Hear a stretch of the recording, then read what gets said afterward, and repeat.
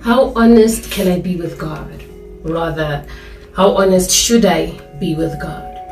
When His will hurts, when I'm trusting Him, I'm leaning on Him, depending on Him, and yet my situation is not getting any better. When I can feel the physical discomfort, when I'm persevering through it all, when I'm in the waiting room and I've got all these questions flooding my mind, how honest can I be with God? How honest should I be with God? You see, well-composed prayers mean nothing to God. Well-articulated prayers mean absolutely nothing to God, where it's outside of what you're really feeling, outside of what you're really thinking. We are talking about a God that cannot be fooled. We're talking about a God that knows our hearts, who searches our hearts and our thoughts to derive its intent. So there is absolutely no point in going to God and trying to fool Him, trying to be something that we are not, trying to feel something that we are not.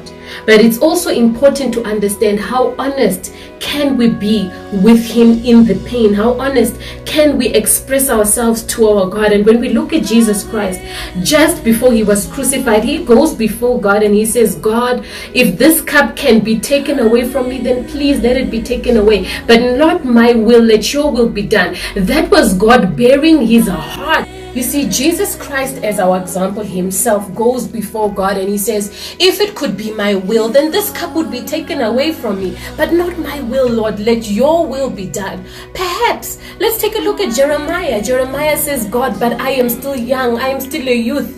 And God says, but Jeremiah, before you were formed in your mother's womb, I knew you. I set you apart. I ordained you as a prophet. Perhaps, let's take a look at Moses. Moses goes before God and he says, God, I stutter. I can't even speak. When I get there, what am I even going to say? But look at this. We see so many examples throughout scripture that tells us or teaches us or encourages us even to be honest and pure before our God. God does not want you to come to Him with pretense. He wants you to come to Him real. He wants it raw. He wants the truth. He wants to know how you're really feeling, what you're going through. He wants to know what you're afraid of. He wants you to express to Him what you need. He wants you to be like, God, you know what? I am afraid. I don't know how I'm going to do this. I can't see how I can get through this. He wants you to go to Him. Just remember that no matter how honest you are with Him, it's the true reflection of what's in your heart that's important. So in other words, where you have trained your heart to always trust in God, irregardless of the circumstance, to always depend on His word, it means that as much pain as you're going through, you are not doubting Him or what He can do, but you are expressing that I'm still human and I'm still feeling the pain. I trust what you said, but I'm feeling it right now. I'm feeling the heat, I'm feeling the pain, I'm feeling the pressure. Now you're able to go to your God.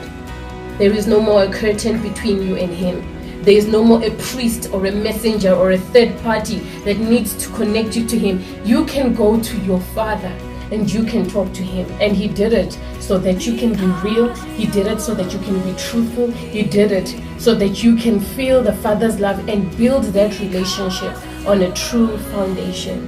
You can be honest with God with anyone.